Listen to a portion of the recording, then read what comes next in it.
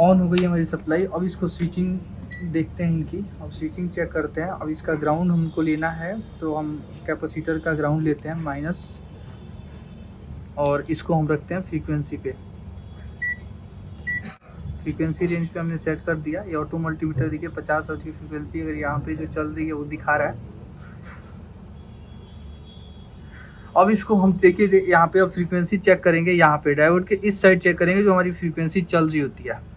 देखिए यहाँ पे 95, 90 ऐसे किलो हर्ज में फ्रीक्वेंसी हमारी दिखा रही है। देखिए वहाँ पे ऐसे हटा देंगे तो देखिए ये फ्रीक्वेंसी जो है हर्ज में आ गई, और यहाँ पे जैसे ही हम लगा रहे हैं तो यहाँ पे देखिए यहाँ पे किलो हर्ज में फ्रीक्वेंसी जो है हमारी चल रही है। इसका मतलब ये है कि हमारा ट्रांसफार्मर जो है प्रॉपर तरीके से स्विचिंग करा रहा है। यहाँ पे देख सकते हो आप लोग, यहाँ पे किलो हर्ज में यहाँ पे इसकी फ्रीक्वेंसी चल रही है।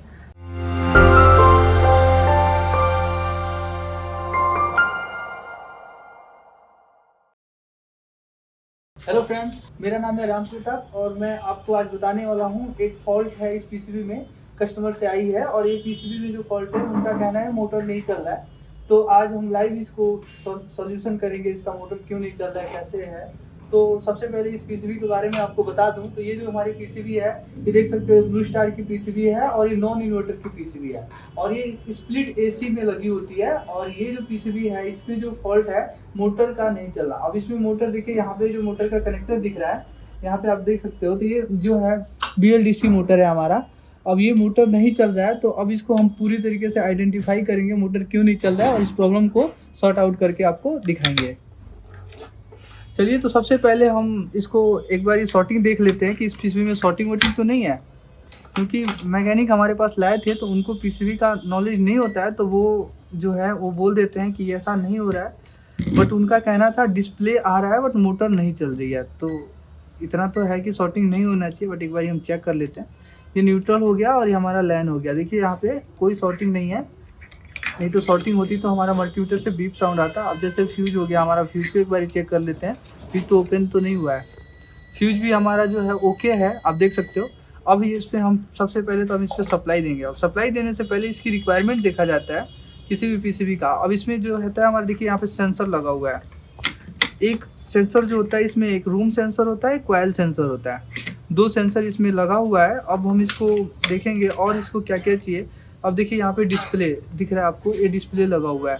तो अभी इन्होंने तो डिस्प्ले नहीं लाया है, बट हमारे पास टेस्टिंग के लिए डिस्प्ले होते हैं, तो हम उसको एक बार लेके और डिस्प्ले लगाते हैं और देखते हैं क्या एरर वगैरह आ रहा है या फिर क्या प्रॉब्लम है क्या नहीं है, फिर हम चेक करेंगे इसको। डिस्प्ले हमने लगा लिया है और मोटर यहाँ पे है, तो एक बार हम मोटर लगा के भी चेक करते हैं, क्या पता कुछ ना कुछ लूज कनेक्शन वगैरह हुआ होगा जिससे मोटर नहीं चल रहा होगा, या फिर मोटर भी उनका ख़राब हो सकता है। तो हमारे पास मोटर है, उस वही मोटर हम लगा लेंगे टेस्टिंग के लिए जो हमने रख रखा है। मोटर हमने प्रॉपर तरीके से लगा दिया है। अब इसको देखते हैं, अब एक बारी हम ऑन करके पीसीबी को।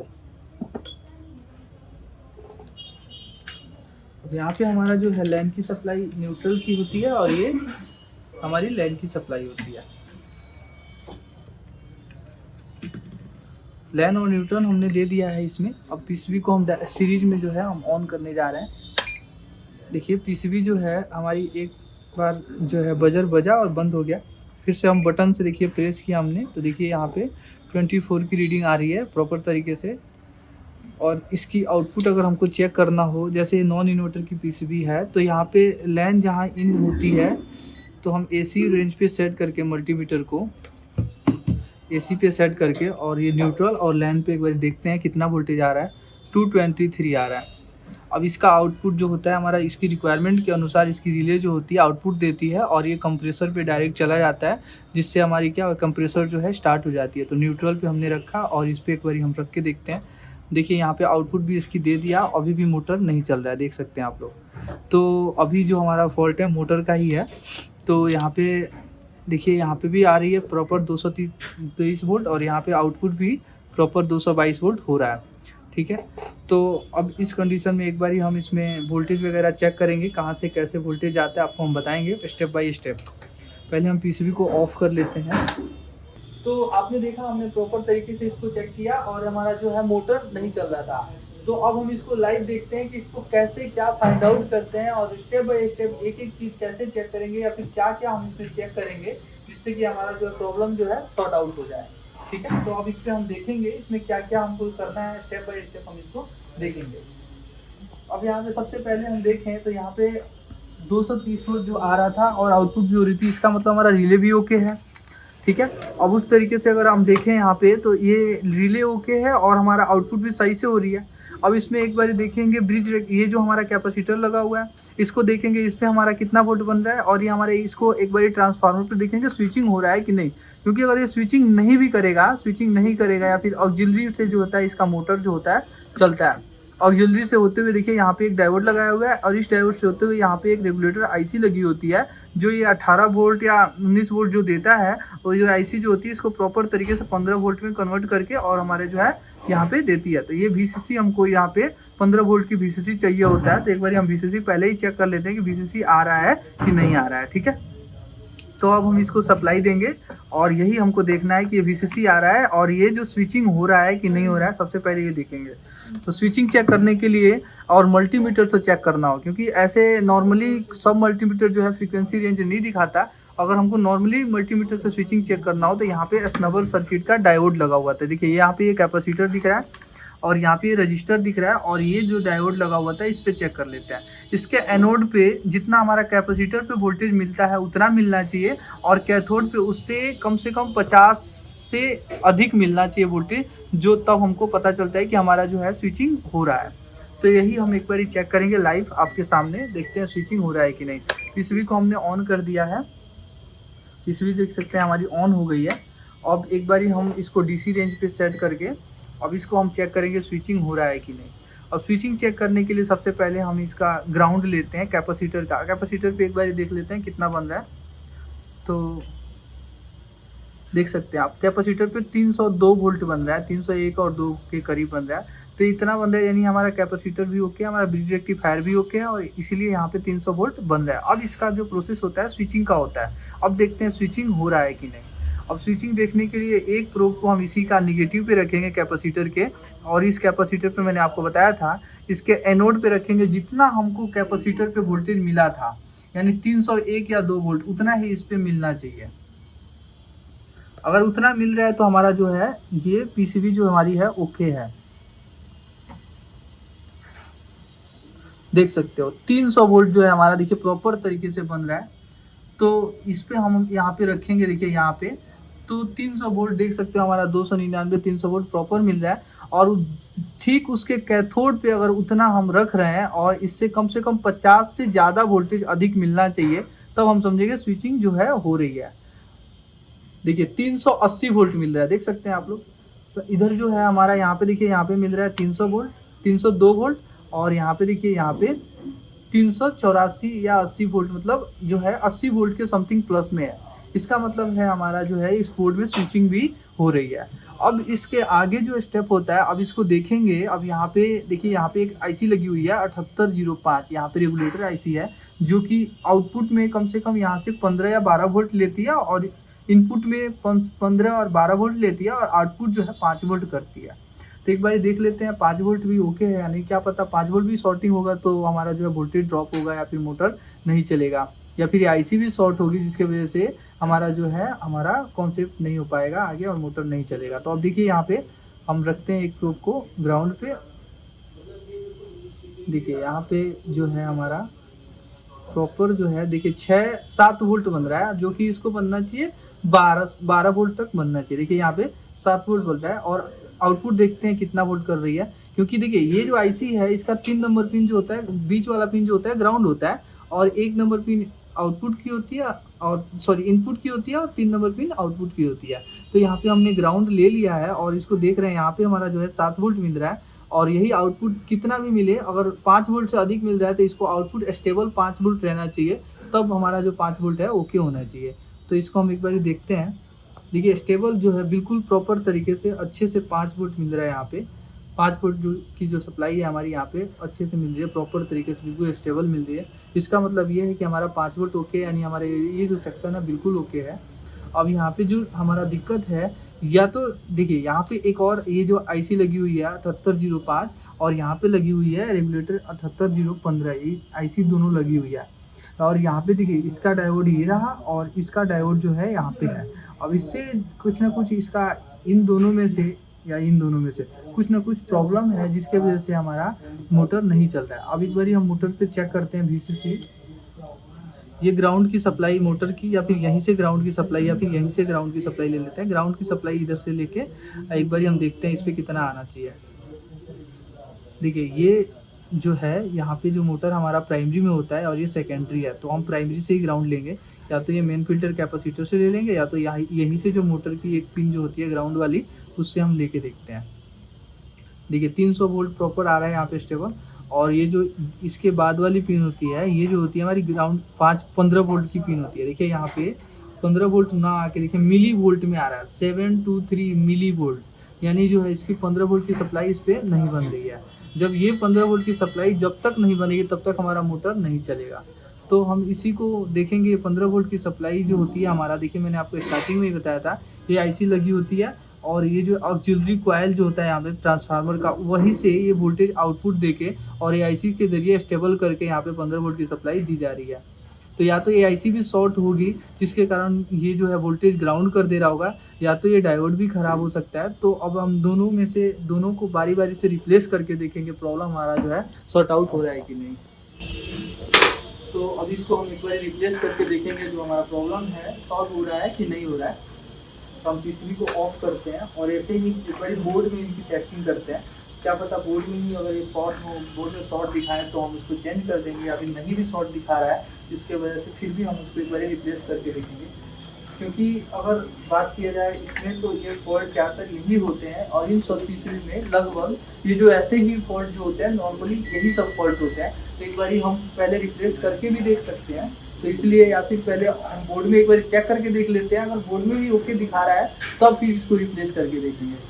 तो यहाँ पे देखिए, यहाँ पे ये वाला हमारा डायोड है जो देखिए ये ट्रैक जो हमारा ऐसे जा रहा है, देखिए यहाँ से होते हुए इस डायोड से होते हुए ये रजिस्टर लगा हुआ है और इस रजिस्टर से हमारा जो है देखिए यहाँ पे ट्रैक, यहाँ पे सीधे यहाँ पे एक 0 ओम का रजिस्टर यहाँ पे लगा हुआ है। जो रजिस्टर देखिए यहाँ पे बीप कर रहा है यहाँ पे बिल्कुल, और ये रजिस्टर होते हुए यहाँ से एक कैपेसिटर लगा हुआ है। यहाँ पे देखिए 15 वोल्ट का एक कैपेसिटर लगा हुआ है और इसी कैपेसिटर से हमारा जो है सप्लाई जो है देखिए यहाँ से ये जंपर, यहाँ से एक जंपर किया गया है और यहाँ पे देखिए इसके 1 नंबर पिन पे गया और बीच वाला पिन इसका ग्राउंड होता है और 3 नंबर पिन से देखिए ये मोटर पे जो है हमारा VCC पे ये सप्लाई जा रही है। तो इन दोनों को एक बार हम चेक करेंगे।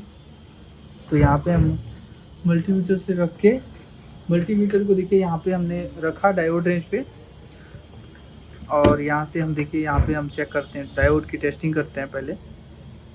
तो डायोड की टेस्टिंग हाँ, जब अगर आपको पता होगी तो एक साइड वैल्यू आनी चाहिए, अदर साइड नो वैल्यू आनी चाहिए।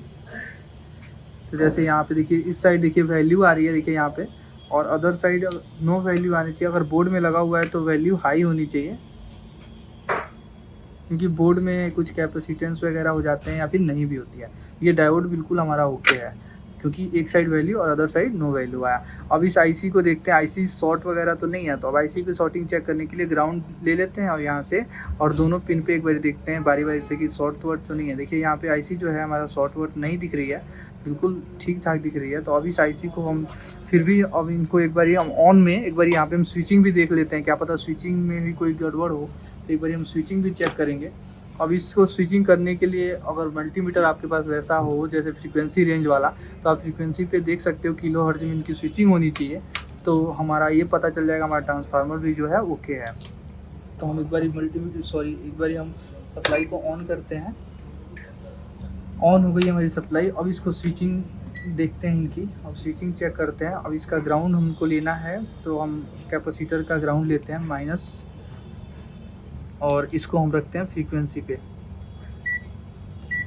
फ्रीक्वेंसी रेंज पे हमने सेट कर दिया। ये ऑटो मल्टीमीटर देखिए 50 हर्ट्ज की फ्रीक्वेंसी अगर यहाँ पे जो चल रही है वो दिखा रहा है। अब इसको हम देखिए यहाँ पे अब फ्रीक्वेंसी चेक करेंगे, यहाँ पे डायोड के इस साइड चेक करेंगे जो हमारी फ्रीक्वेंसी चल रही होती है। देखिए यहाँ पे 95, 90 ऐसे किलो हर्ज में फ्रीक्वेंसी हमारी दिखा रही है। देखिए वहाँ पे ऐसे हटा देंगे तो देखिए ये फ्रीक्वेंसी जो है हर्ज में आ गई, और यहाँ पे जैसे ही हम लगा रहे हैं तो यहाँ पे देखिए यहाँ पे किलो हर्ज में फ्रीक्वेंसी जो है हमारी चल रही है। इसका मतलब ये है कि हमारा ट्रांसफार्मर जो है प्रॉपर तरीके से स्विचिंग करा रहा है। यहाँ पे देख सकते हो आप लोग, यहाँ पे किलो हर्ज में यहाँ पे इसकी फ्रीक्वेंसी चल रही है। तो इसका मतलब ये है ट्रांसफार्मर भी ओके है, ये डायोड भी ओके है। अब बाकी एक बचा ये आईसी।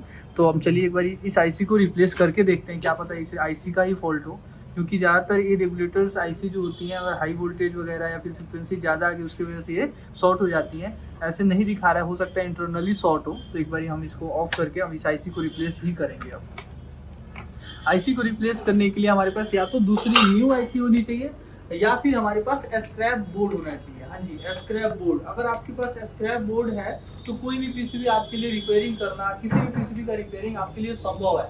अगर आपके पास स्क्रैप बोर्ड नहीं है तो रिपेयरिंग जो है आपका ना के बराबर हो पाता है, क्योंकि देखिए ये जो आईसी है अब ये अलग नंबर की होती है रेगुलेटर आईसी होती है अलग नंबर की है। इसकी जगह पे आप सोचिएगा 7815 लगा दूं, लग तो जाएगा बट एडजस्टेबल होगा। उससे अच्छा अगर आपके पास सेम ऐसे स्क्रैप बोर्ड मिला जिसमें ये आईसी लगी हुई हो तो उससे हम क्या करेंगे, निकाल के इसमें लगा सकते हैं और एक स्क्रैप बोर्ड से हम अच्छा खासा इनकम भी कर सकते हैं। तो इसलिए अगर आपको भी स्क्रैप बोर्ड चाहिए या फिर किसी भी प्रकार की पीसीबी चाहिए, अगर रिपेयरिंग भी करवाना हो तो आप हमारे दिए गए नंबर पे कांटेक्ट कर सकते हैं। और आपको पता है हमारा मल्टीटेक इंस्टीट्यूट है, अलग अलग टाइप्स के कोर्सेज जो है हमारा कराता है। टेक्निकल कोर्सेज जो होता है हमारा, इसको अगर करके आप महीने का 30 से 40 50 ऐसे कमा सकते हो। 1000 रुपये जो है आपका 50,000 रुपये ऐसे आप कमा सकते हो।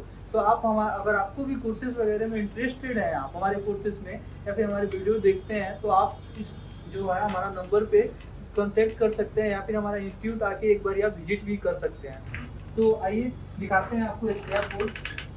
तो यहाँ पे देखिए हमारे पास दुनिया भर के यहाँ पे स्क्रैप बोर्ड है। तो इसमें से हम देखते हैं उस टाइप का अगर कोई बोर्ड मिला तो हम उसमें से रिप्लेस कर लेंगे। देखिए इसमें भी जो है आईसी यहाँ पे दिख रही है। तो एक बार हम दूसरा भी सेम टाइप का अगर बोर्ड हमको मिल जाए तो हम सेम टाइप से बोर्ड से अगर रिप्लेस करेंगे तो और अच्छी बात है। देखिए यहाँ पे एक और बोर्ड यहाँ पे हमारे पास पड़ा हुआ देखिए, जिसका देखिए सेम बोर्ड है और ये स्क्रैप ही है बिल्कुल, क्योंकि इसका हमने पार्ट वगैरह यूज करते हैं हम लोग। तो देखिए यहाँ पे आईसी दिख रही है, दिख रहा है ना, सेम आईसी है और सेम बोर्ड देखिए यहाँ पे बिल्कुल। अगर आप देखोगे तो ये सेम बोर्ड है और सेम आईसी है। तो इस आईसी को एक बार हम रिप्लेस करके इसको चेंज करते हैं। चलिए इसी से हम चेंज करके एक बार देखते हैं कि क्या हमारा प्रॉब्लम सॉर्ट आउट हो रहा है कि नहीं। तो इसके लिए हम असेंबली को ऑन करके सबसे पहले हम फ्लक्स लगा के इस आईसी को रिप्लेस करेंगे।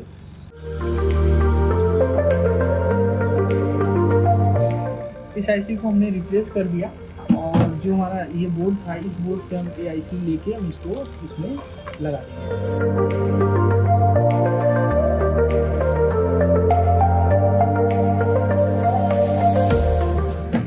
आईसी हमने निकाल लिया है। अब इसको हम ये अपने बोर्ड में हम इसको लगा के एक बार देखेंगे।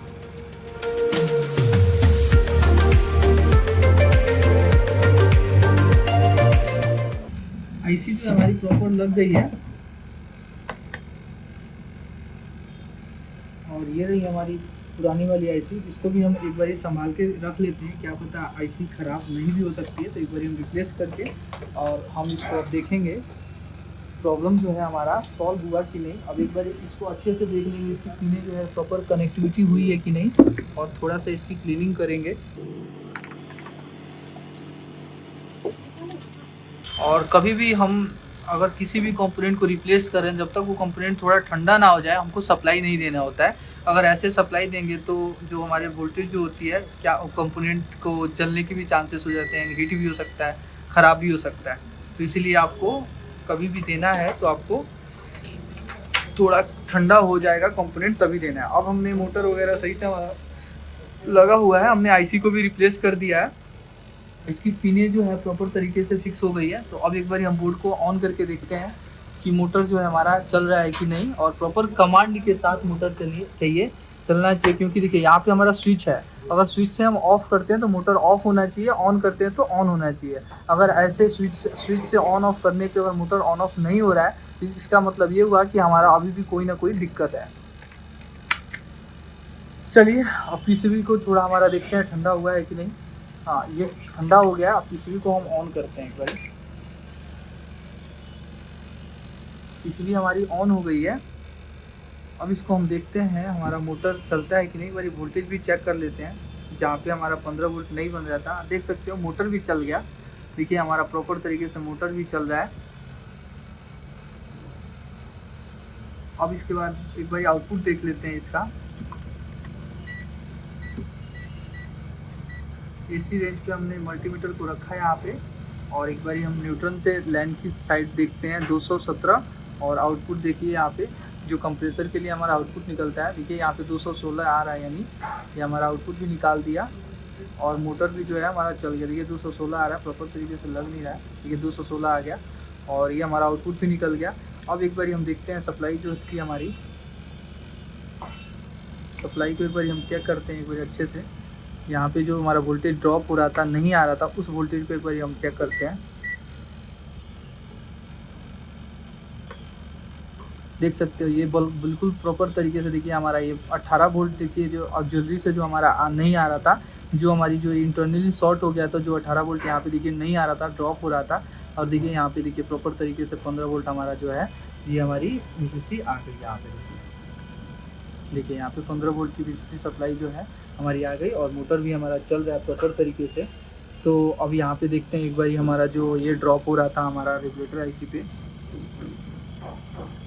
यहाँ पे देखिए 6 वोल्ट आ रहा है, यानी जो है हमारा ये डायोड है जो सेकेंडरी है, इसको 15 वोल्ट की ज़रूरत नहीं है, क्योंकि 15 वोल्ट हमारा ऑक्सिलरी से निकल गया।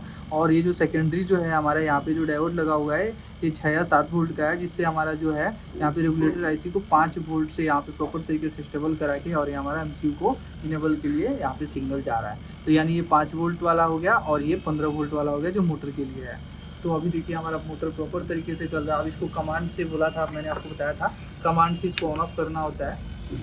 तो देखिए यहाँ पे कमांड से ऑफ़ किया, डिस्प्ले हमारा ऑफ हो गया, मोटर भी देखिए हमारा ऑफ हो गया।